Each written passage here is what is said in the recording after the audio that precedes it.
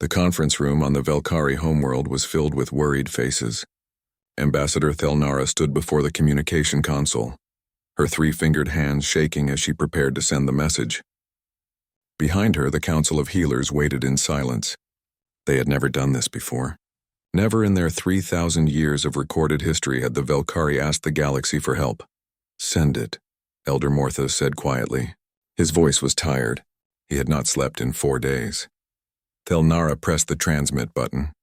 The distress signal launched into space, traveling faster than light toward the Galactic Council headquarters. It carried a simple message: "Help us, please. We are dying." On Velkara Prime, their largest colony world, people were falling sick by the thousands. The illness came without warning. One day a person was healthy. The next day they had a fever. By the third day they could not breathe. By the fifth day most were dead. The Velkari had tried everything. Their best doctors worked without rest. Their scientists tested every cure they could imagine. Nothing worked. The plague had killed 200,000 Velkari in just 30 days. The colony's population was 3 million. At this rate, they had maybe 60 days before everyone was dead. Light years away on the Galactic Council station, the distress call arrived. The council gathered to discuss it. The meeting lasted 6 hours. The council members talked and talked. Some wanted to send help immediately. Others worried about the disease spreading. What if their own people caught it? What if ships that went to Velkara Prime brought the plague back home? "We must follow quarantine protocols," insisted the Zelthian representative. His people had once suffered from a terrible disease. He remembered. He was afraid. "But the Velkari are dying now," argued the Trinix ambassador. "Every hour we wait, hundreds die." The debate continued. Forms needed to be filled out. Safety committees needed to review the situation. Risk assessments needed to be completed. The council moved slowly. It always had. That was how it was designed to work. But someone else was listening. On Earth, in the headquarters of the United Fleet, Admiral Elizabeth Chen sat at her desk reviewing daily reports. She was tired. Her job involved a lot of paperwork and not enough action. She had joined the military to help people, but these days she mostly attended meetings and signed documents. Then the communication alert sounded. One of her officers brought her the intercepted message. Earth's Deep Space Monitoring Network had picked up the Velkari distress call. Admiral Chen read it twice. Then she read the follow-up reports from the Galactic Council. She saw that they were still debating, still discussing, still waiting. "How long has it been since they sent the distress call?" she asked. 14 hours, ma'am," her officer replied. "And the council? Still in session." "No decision yet." Admiral Chen stood up. She walked to the window of her office and looked out at the military base below. She could see the ships, hundreds of them. Some were small patrol craft. Others were massive capital ships. Humanity had built an impressive fleet in the 50 years since joining the Galactic Council, but humans had built these ships for a different reason than other species expected. "Get me Fleet Admiral Harrison," Chen said. Minutes later, she was in a video conference with Earth's top military commander.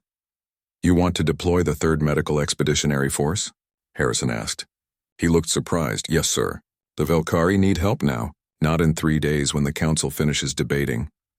The council hasn't approved any intervention. The council hasn't forbidden it either, sir. And our charter gives us the right to respond to humanitarian emergencies." Harrison was quiet for a moment. Admiral Chen knew what he was thinking. Humanity was still new to the galactic community, still trying to prove themselves, still viewed with suspicion by many older species. Making a move without council approval could cause problems. But Harrison had been a combat medic before becoming an admiral. He had spent years in war zones, treating wounded soldiers while bullets flew overhead. He understood what it meant to wait too long. "Approved," he said. "Deploy the 3rd MEF and Admiral Chen?" "Yes, sir." "You'll be in command. Try not to start a war." "I'll do my best, sir." Within 2 hours, 3 ships prepared to launch. The UNS Hippocrates, the UNS Florence Nightingale, and the UNS Albert Schweitzer. Each ship was over 1 kilometer long. Their hulls were painted white with large red crosses, but their armor was thick. Their engines were powerful. Their weapon systems, though currently offline, were some of the most advanced in human space. These were not normal medical ships. They were not soft, defenseless hospital vessels like other species built. These were human medical ships, and humans had learned a hard lesson throughout their bloody history. You cannot heal the sick if you cannot protect them. The 3 ships launched from Earth orbit, their FTL drives engaged, and they disappeared into hyperspace, traveling toward Velcara Prime at speeds that would make the journey in just 18 hours. On Velcara Prime, the situation grew worse. In the capital city, makeshift hospitals filled every building. The dead were so numerous that funeral services had stopped. Bodies were cremated in mass ceremonies. Parents held dying children. Children watched parents fade away. The Velcari had always been a peaceful people. They were scholars and healers. They had no experience with death on this scale. Ambassador Thelnara checked the communication console every hour. Had the council decided? Was help coming? Each time the answer was the same. No decision yet. Still debating. Please wait. We do not have time to wait, she whispered to the empty room.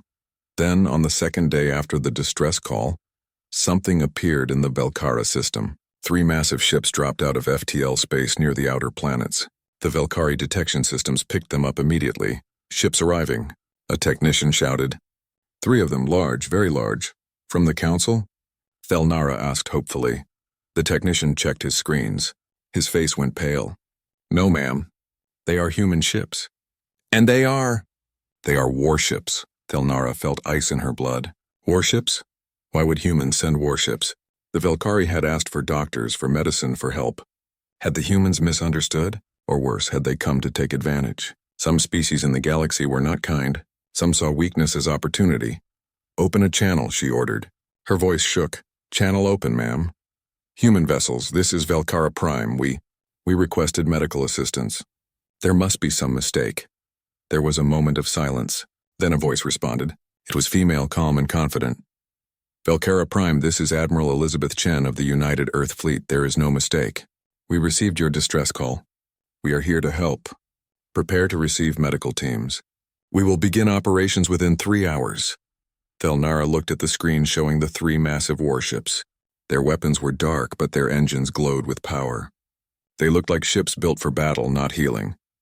Admiral Chen, Thelnara said carefully. Forgive me, but those are warships. We need doctors and medicine. Admiral Chen's reply was quick. Ambassador, these are both.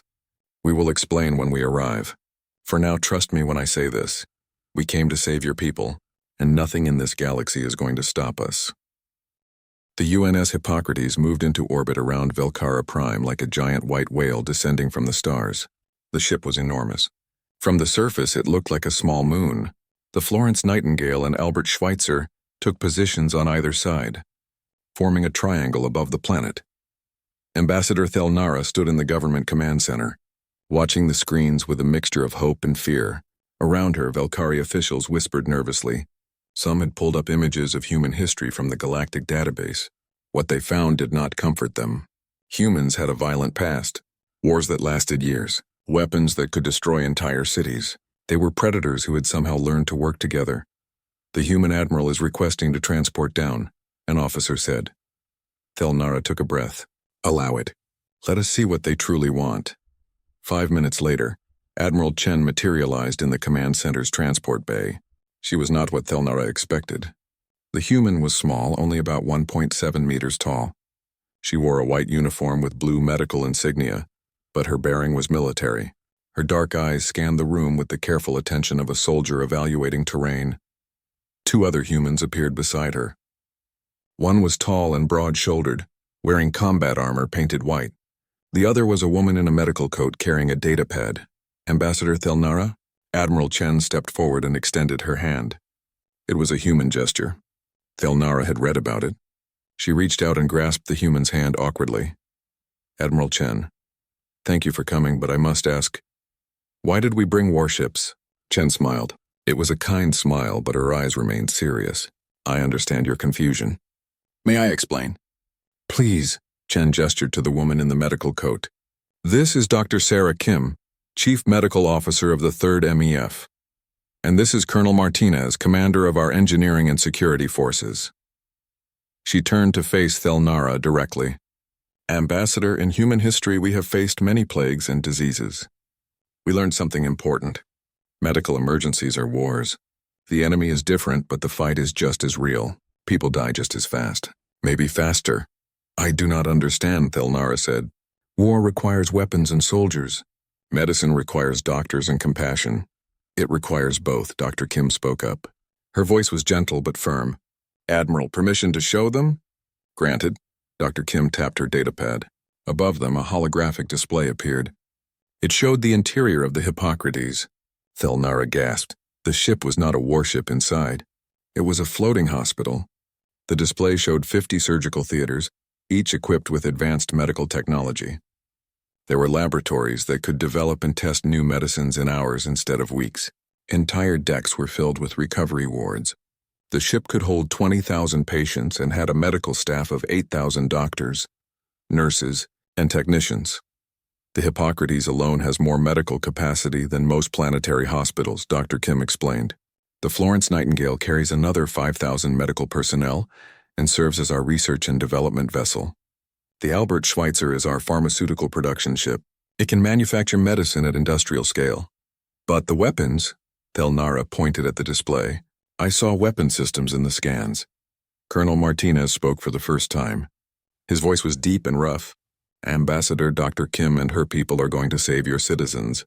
My job is to make sure nothing stops them from doing that. The weapons stay offline unless we need them, but they are there if we do. Admiral Chen nodded. We learned something else from our history, Ambassador. The sick and wounded are vulnerable. Throughout human history, there were those who attacked hospitals, who killed doctors, who saw crisis as opportunity. We decided that would never happen again. Our hospital ships are warships because we refuse to let our patients become victims. Thelnara felt something shift inside her. These humans were strange, but their logic was sound. And more importantly, they were here. They had come while the council was still debating. What do you need from us? She asked. Coordinates for your hardest hit areas, Dr. Kim said immediately. Access to your medical data. And permission to deploy our teams to the surface. You have it. All of it. The response was immediate. In orbit, the 3 human ships transformed. Bay doors opened. Hundreds of small craft launched like a swarm of insects. They were assault shuttles, the kind used to land troops on hostile planets. But instead of soldiers, they carried doctors and medical equipment. On the ground, in the city of Kelvara, where the plague was worst, people heard the roar of engines. They looked up to see human shuttles descending. The craft landed in open areas, parks, plazas, anywhere with space. Their ramps dropped and humans poured out. But these humans moved like soldiers. They worked with military precision and speed. Teams fanned out, marking areas with colored flags.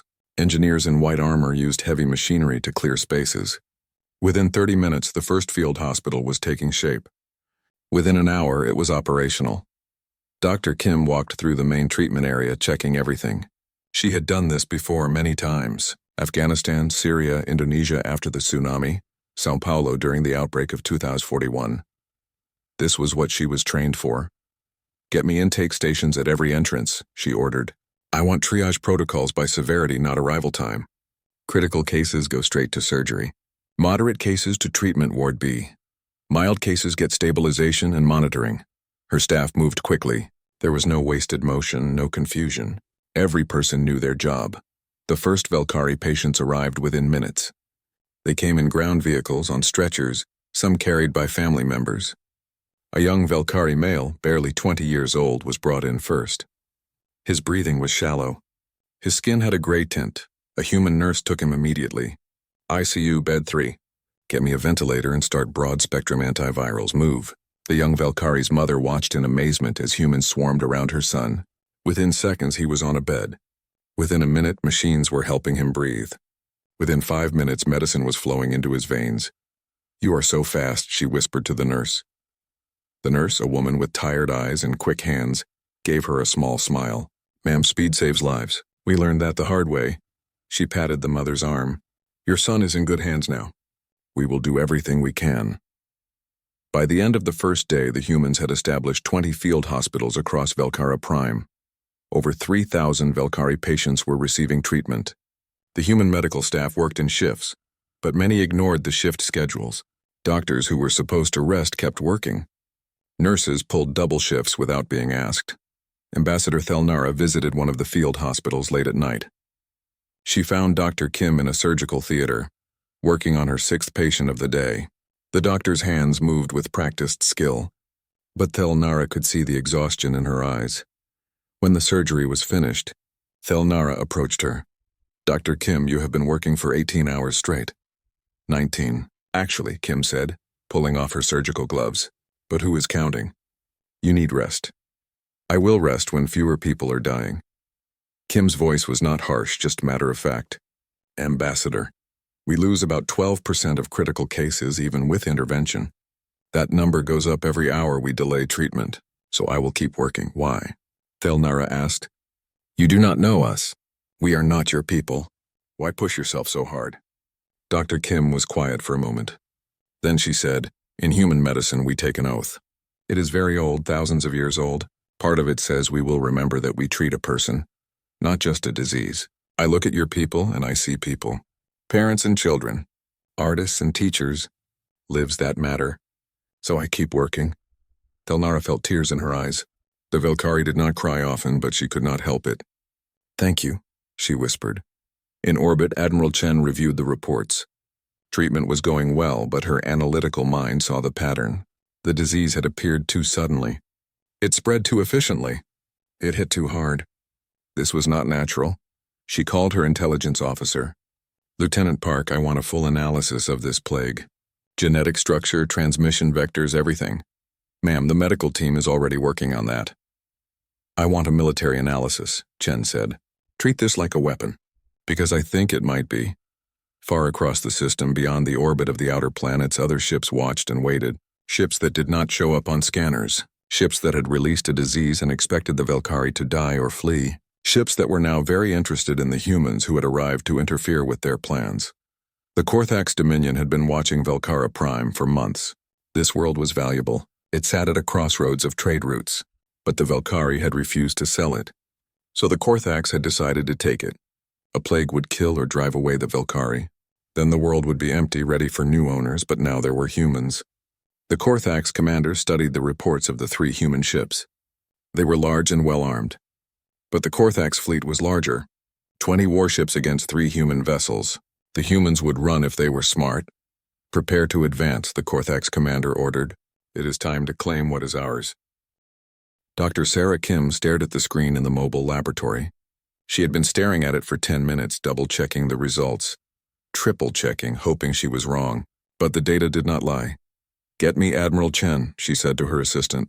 "Right now." 15 minutes later, Chen arrived at the lab. She had been on the surface, inspecting one of the field hospitals. One look at Kim's face told her this was serious. "What did you find?" Kim pulled up the genetic analysis of the plague. "This disease is not natural, Admiral. Look at the structure, the way it targets the Velkari respiratory system. The incubation period is too precise. The mortality rate too consistent. Someone engineered this." Chen leaned closer to the screen. She was not a scientist, but she had seen enough biological warfare briefings to understand what she was looking at. "You are certain?" "Absolutely certain. This is a bioweapon. Someone created it specifically to kill Velkari. Who? That I do not know. But Admiral, there is more. The delivery method. We found traces of the original infection vector. It was introduced into the water supply of 3 major cities simultaneously, exactly 37 days ago. This was coordinated. This was planned." Admiral Chen felt cold anger building inside her. She had seen war. She had seen people die from bullets and bombs. But this was different. This was calculated murder on a massive scale. Killing civilians with disease. It was one of the things humanity had learned to hate most about itself. "I need to inform the Velkari government," Chen said. "And I need to inform Earth. If someone is willing to use bioweapons, they might still be nearby." "There is one more thing," Kim said quietly. "If this was released 37 days ago, and if the goal was to kill or drive away the Velkari, then whoever did this is probably waiting to see if it worked. You think they are still in the system?" "I think they are waiting to claim the planet once everyone is dead," Chen nodded slowly. "Then we need to find them before they find us. I will have our ships go to full alert." She contacted the Hippocrates. "Commander Wells, this is Admiral Chen. I am declaring a security condition Alpha. All ships are to activate full sensor sweeps. I want every rock in this system scanned. We may have hostiles nearby. Understood, Admiral.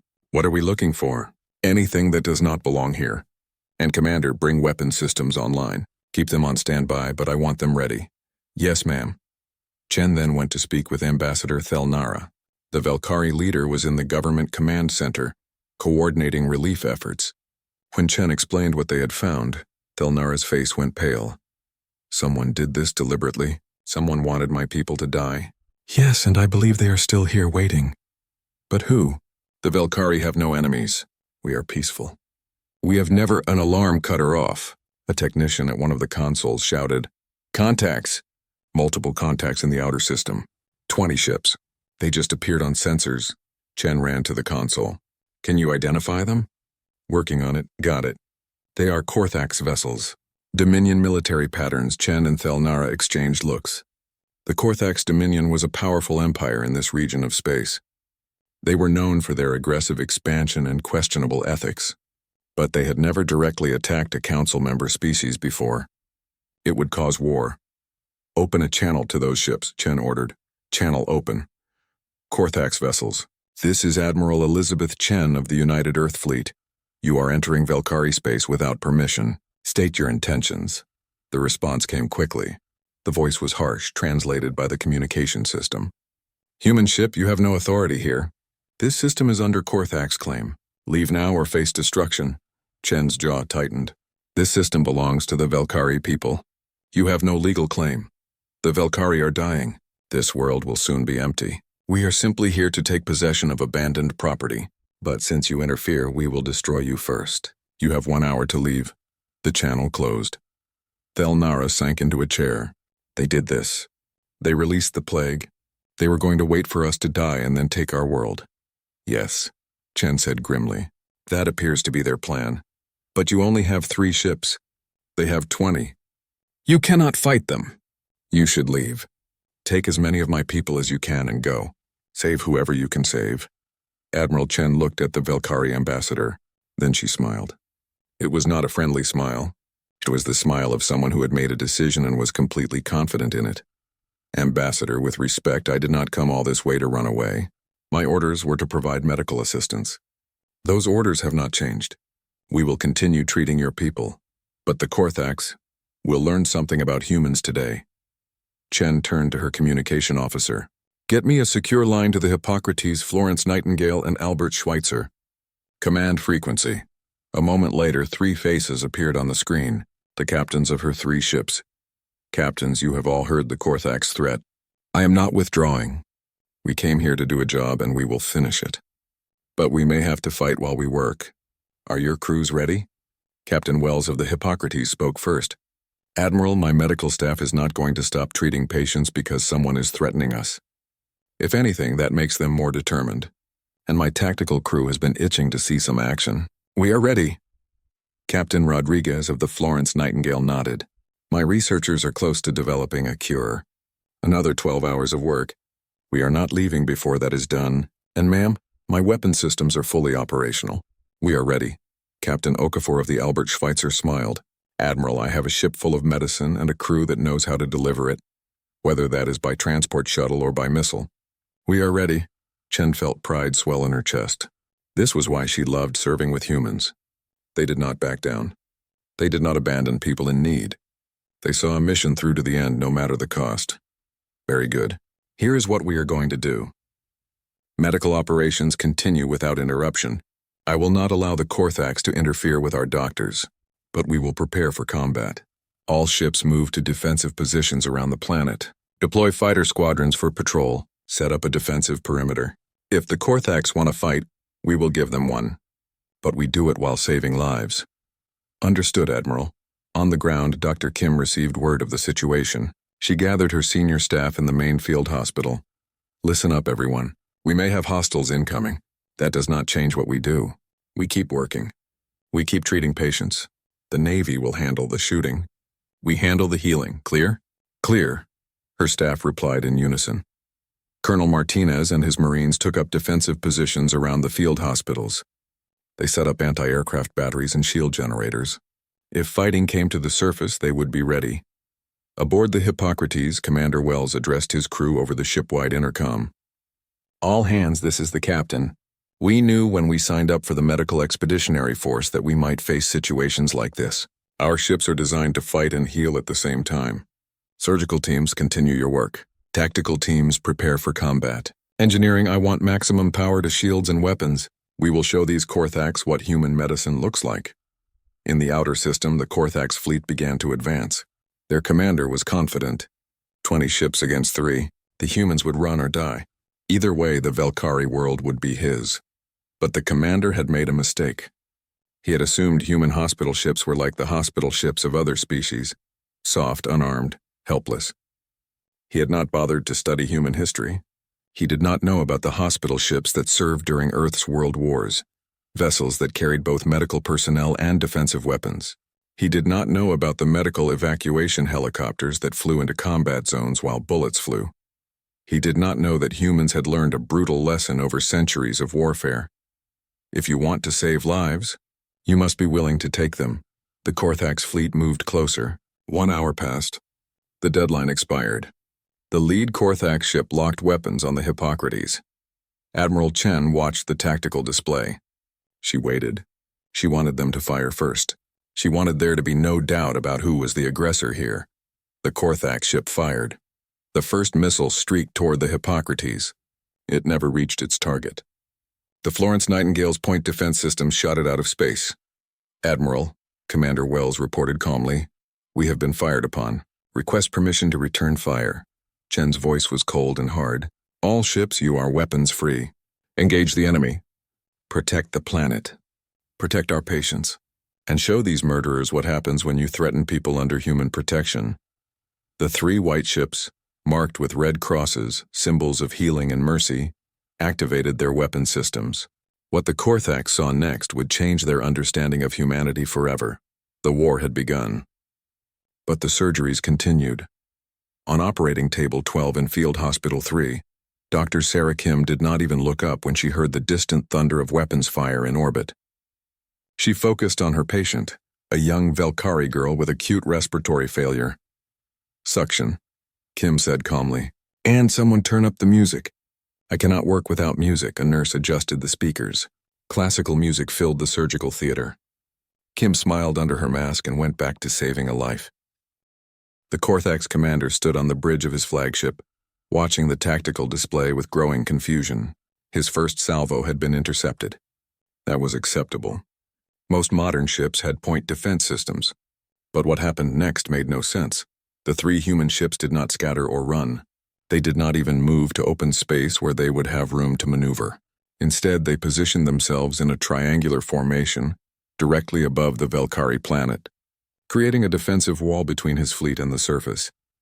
"They are shielding the planet," his tactical officer observed. "They cannot possibly fight from those positions. They have limited maneuver room."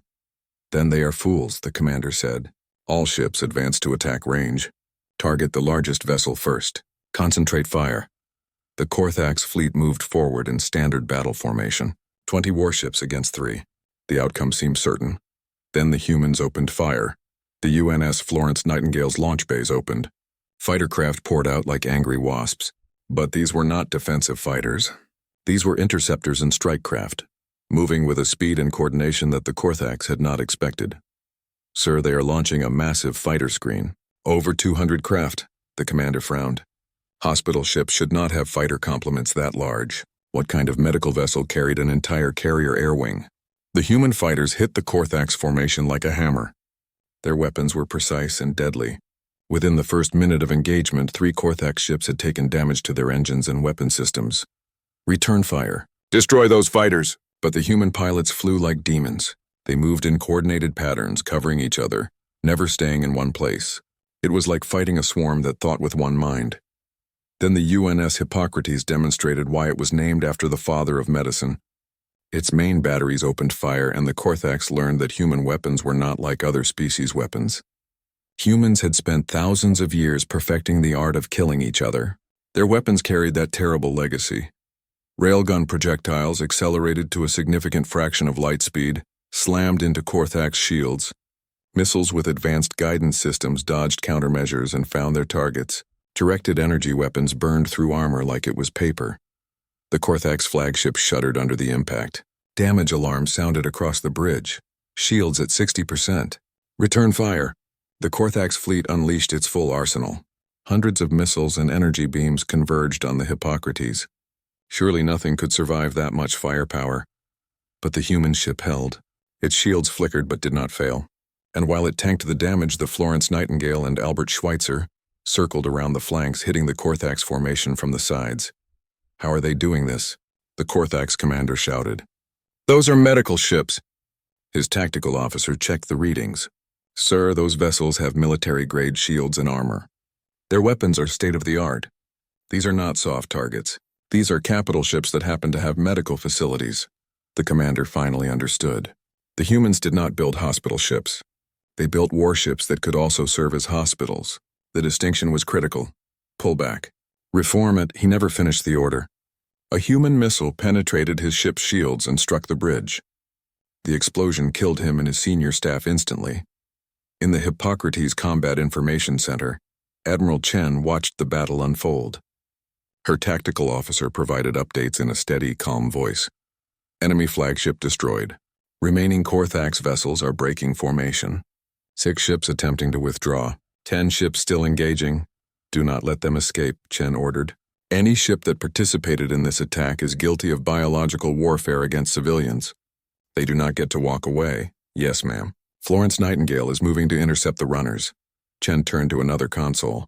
Status of medical operations? Continuing without interruption, Admiral. Field hospitals report no change in patient care.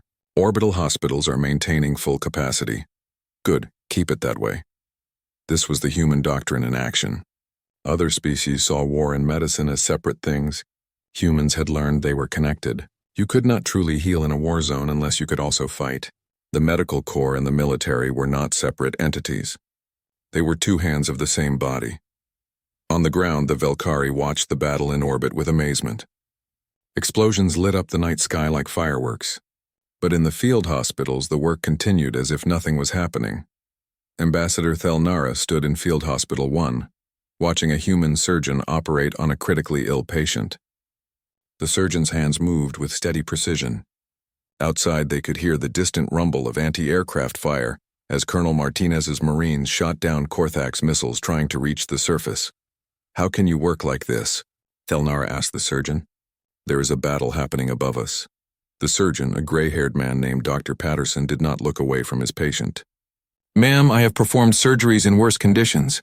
Syria, Yemen, the Detroit quarantine zone. You learn to focus on what you can control.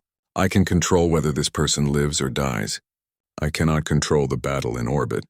So I do my job and trust my shipmates to do theirs. But are you not afraid? Terrified, Dr. Patterson admitted. But fear is not an excuse to stop working. The patient does not care that I am scared. They care that I am competent. So I be competent. Nearby, a nurse was treating a Velkari child. The child was crying, frightened by the sounds of battle. The nurse, a young woman barely out of training, sat beside the child's bed and began singing softly. It was a human lullaby, translated into Velkari. The child stopped crying and listened. Within minutes, they were asleep. Thelnara felt tears on her face. These humans were warriors and healers all at once. They protected fiercely and cared gently. She had never seen anything like it. In orbit, the battle turned decisively. The Korthax ships were designed for attacking weaker targets, not for fighting peer opponents. The human ships were designed for fighting anyone, anywhere, while simultaneously saving lives. The Albert Schweitzer, the pharmaceutical production ship, demonstrated its unique capabilities. While its internal factories continued producing medicine for the plague victims below, its external weapons systems targeted a Korthax cruiser. The cruiser's shields collapsed under the assault and the ship began to break apart. But then something unexpected happened. Escape pods launched from the dying Korthax cruiser. Human fighters could have easily destroyed them. Instead, they escorted them to a safe distance and marked them for pickup. The remaining Korthax ships saw this and did not understand. Why spare your enemies? Why rescue those who tried to kill you? A transmission came from the Hippocrates, broadcast to all Korthax vessels. Korthax fleet, this is Admiral Chen. Your flagship is destroyed. 6 of your ships have been disabled. 4 more are severely damaged. You cannot win this fight. I am offering you one chance to surrender. Power down your weapons and stand by for boarding. Your wounded will receive medical care. Your crews will be treated according to the rules of war. There was a long silence. Then one of the Korthax captains responded, You would treat our wounded? After we attacked you? Yes, because that is what human military doctors do. We treat everyone. We do not ask which side you fought on. We ask how badly you are hurt. It was the truth. In the medical bays of the Hippocrates, Dr. Kim had already prepared beds for enemy wounded. She did not like it. These people had released a plague that killed thousands, but her oath as a doctor was clear. She treated the sick and injured, period. The Korthax captain thought about his crew, about the young soldiers who would die if this battle continued, about the fact that these humans had shown mercy to escape pods when they could have shown none. We surrender. One by one, the remaining Korthax ships powered down their weapons. Human Marines boarded them and took the crews into custody. The wounded were transferred to human medical ships for treatment. In the field hospital, Dr. Kim received word that enemy wounded were incoming. Set up a separate ward, she ordered. Postguards, but treat them like any other patients. And someone tell the Marines that if anyone tries to hurt my patients, wounded enemy or not, they will answer to me. Colonel Martinez, overhearing this, grinned. Yes, ma'am. Though I should note that any Marine who would hurt a wounded prisoner is no Marine at all. The first Korthax wounded arrived an hour later. They were frightened, expecting torture or execution. Instead, they found human doctors and nurses who examined them, treated their injuries, and gave them medicine for pain. One young Korthax soldier, barely old enough to serve, stared at the human nurse bandaging his burned arm. Why are you helping me? He asked. I tried to kill you.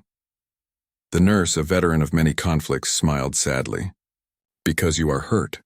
That is reason enough. In the government command center, Ambassador Thelnara watched as the last Korthax ship surrendered. The battle had lasted less than 2 hours. The Korthax had come with 20 ships in absolute confidence. They were leaving with 13 disabled vessels and over 3,000 prisoners. It is over? She asked Admiral Chen. The battle is over. But the war is not finished yet. What do you mean? Chen pointed at the tactical display. The Korthax Dominion sent these ships. When they do not return, they will send more, and they will report to the Galactic Council that humans attacked them, without cause 3 weeks after the battle. Dr. Sarah Kim stood in the main research laboratory of the Florence Nightingale, holding a small vial of clear liquid. It did not look like much, just medicine. But this medicine was the product of hundreds of hours of work by her best researchers. This is it?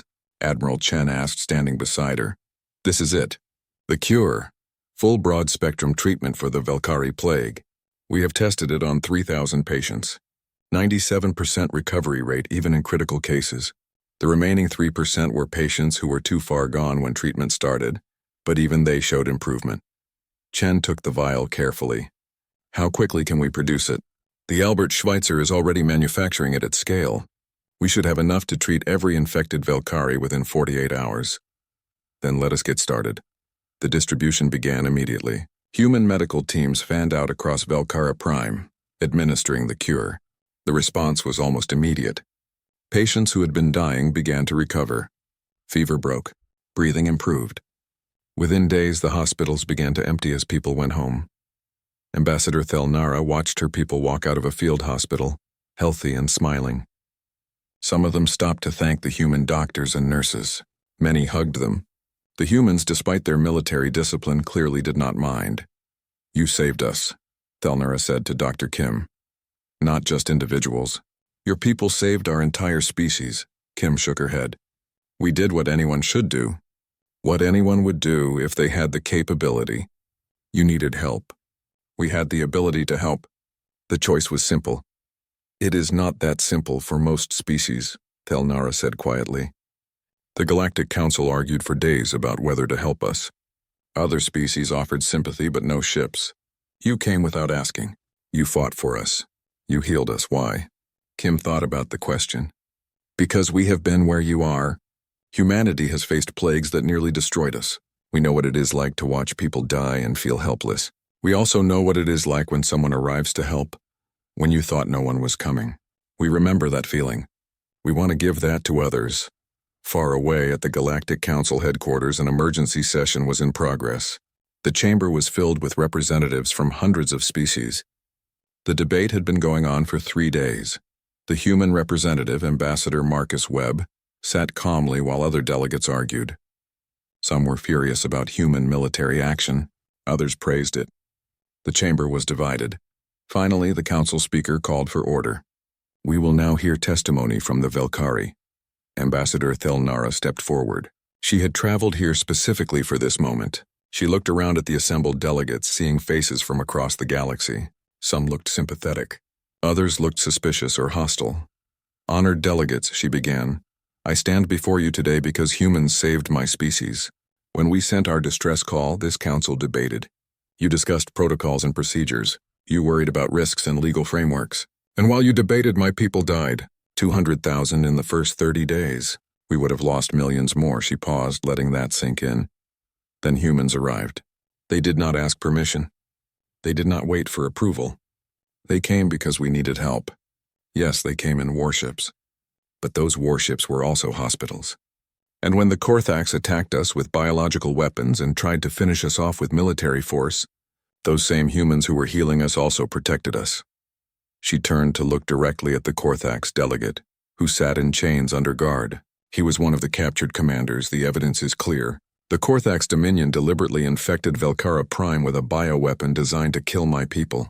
They intended to claim our world after we were all dead. This is genocide. This is biological warfare against a civilian population. This is a crime against all civilized species. The Korthax delegate tried to speak, but the guards silenced him. Thelnara continued. The humans brought proof. Genetic analysis of the plague showing it was engineered. Testimony from captured Korthax officers admitting the plan. Communication logs showing the Dominion's intent. Everything you need to see the truth. She looked back at the assembly. But I am not here to talk about the Korthax. I'm here to talk about humans. Many of you have expressed concern about their military capabilities. You worry about their weapons and their willingness to use force. I understand these concerns. Humans are warriors. They do not hide this fact. But they are also healers. Their hospital ships are warships because they understand something that we forgot. You cannot heal without protecting. You cannot save lives without being willing to fight for those lives. The humans call it doing no harm but taking no shit. It is a crude phrase but accurate. Several delegates made sounds of amusement or shock at the profanity. Thelnara did not care. I watched human doctors work 20-hour shifts to save my people.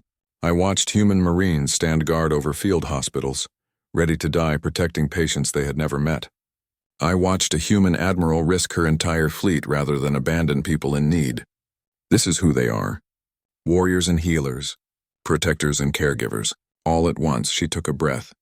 I propose that this council formally recognize the human approach to medical assistance. I propose we allow armed medical vessels for any species that wishes to adopt this model. And I propose we acknowledge that sometimes mercy requires strength. The chamber erupted in discussion. The debate lasted another full day. But in the end, the vote was clear. The Hippocratic Fleet Resolution passed by a significant majority. From now on, species could maintain armed hospital ships. Medical personnel could be given military protection. The council acknowledged that humanitarian aid sometimes required military capability. The resolution was not perfect. Some species voted against it. Some abstained. But it was a change, and it was because humans had shown a different way. As for the Korthax Dominion, the council's judgment was swift and harsh. Economic sanctions. Military observers placed throughout their territory. Reparations to be paid to the Velkari, and the officers who had planned and executed the bioweapon attack were to be tried for war crimes. The Korthax delegate was led away in disgrace. His species would carry the shame of this act for generations. Back on Velkara Prime, a ceremony was taking place. The Velkari had erected a monument in the center of their capital city.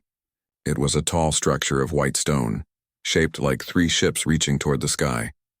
At the base was a plaque with words in both Velkari and English. Admiral Chen stood with Dr. Kim and Colonel Martinez, looking at the monument. Ambassador Thelnara read the inscription aloud. They came as warriors. They left as saviors. In humanity, we learned that the fiercest protectors make the gentlest healers. Here stood the UNS Hippocrates, Florence Nightingale, and Albert Schweitzer. Here came hope when hope seemed lost. Here we learned that mercy sometimes wears armor, and that the strongest weapons are wielded by those who prefer not to use them. We will never forget. Chen felt a lump in her throat. She was not a woman who cried easily, but this moment touched her. It is too much, she said quietly. We just did our job. That is what makes you extraordinary, Thelnara replied. You think saving an entire species is just your job? Later that day, as the 3 human ships prepared to depart, there was a final meeting in the government building. The Velkhari had prepared gifts and honors. Chen politely accepted them on behalf of her crews, though she knew most of her people would be embarrassed by the attention. Where will you go now? Thelnara asked. Back to Earth for resupply. Then wherever we are needed next. The galaxy is a big place and there are always people who need help. And if there is danger? Chen smiled. Then we will deal with it. That is what we do. As the Hippocrates left orbit, its crew gathered for a brief ceremony of their own. Admiral Chen stood on the bridge and addressed her people. I want to thank all of you for your service these past weeks. Medical staff, you saved over 2 million lives. Engineering teams, you built infrastructure that will serve the Velkhari for years. Combat personnel, you protected us all while we worked. You are the reason this mission succeeded. She paused, looking around at the faces of her crew. Young and old, men and women, veterans and fresh recruits. All of them had volunteered for this duty. When we left Earth, some people questioned why hospital ships needed weapons, why healers needed armor. This mission is the answer. We heal because we can. We fight because we must. And we do both because the galaxy needs people who can do both. The crew saluted. No words were necessary. As the 3 ships accelerated away from Velkhara Prime, heading back toward human space, Admiral Chen sat in her quarters and began writing her after-action report. There would be meetings and debriefings and endless paperwork. But that was fine. It meant they had succeeded. It meant they had come home. Her communication console beeped. A message from Fleet Command on Earth. Admiral Chen, we have received multiple requests for assistance from other species who heard about the Velkhari mission. How soon can the 3rd MAF be ready for deployment again? Chen smiled and began typing her reply.